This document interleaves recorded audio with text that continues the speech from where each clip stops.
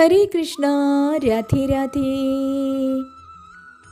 അമ്മയുടെ ഉദരത്തിലായിരിക്കുമ്പോൾ തന്നെ ഭഗവാന്റെ സംരക്ഷണ കവചം സിദ്ധിച്ച പരീക്ഷിത് മഹാരാജാവിൻ്റെ കഥയാണ് ഇന്ന് പൊന്നുണ്ണിക്കണ്ണൻ നമുക്ക് പറഞ്ഞു തരുന്നത്.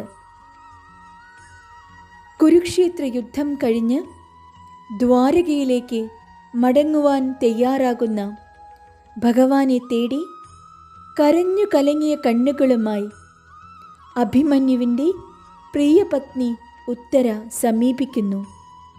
കുരുക്ഷേത്ര യുദ്ധത്തിൽ അഭിമന്യുവിനെ നഷ്ടപ്പെട്ട ഉത്തര തകർന്ന മനസ്സുമായി ഭഗവാനിലേക്ക് എത്തിച്ചേരുന്നത് തൻ്റെ നേർക്ക് പാഞ്ഞടുക്കുന്ന ഒരു അസ്ത്രത്തെ തടുക്കുവാനുള്ള അപേക്ഷയുമായിട്ടായിരുന്നു.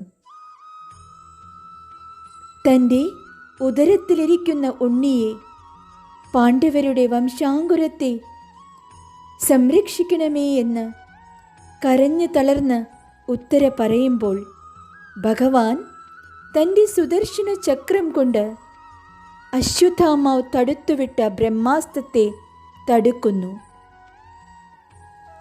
ഉദരത്തിലായിരിക്കുന്ന ഉണ്ണിക്ക് ചതുർബാഹുവായി ഭഗവാൻ ദർശനമരുളുന്നു.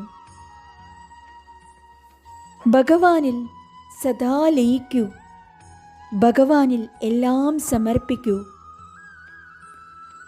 ഉത്തരയ്ക്ക് ഭഗവാൻ എങ്ങനെ സംരക്ഷണമേകിയോ അതുപോലെ ഭഗവാൻ നമുക്കും സംരക്ഷണമേകും.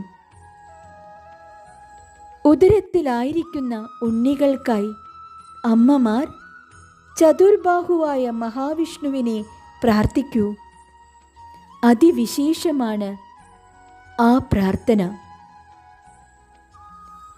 ശംഖചക്ര ഗദാപത്മധാരിയായ സാക്ഷാൽ ഗുരുവായൂരപ്പനെ മനസ്സിൽ പ്രതിഷ്ഠിക്കൂ.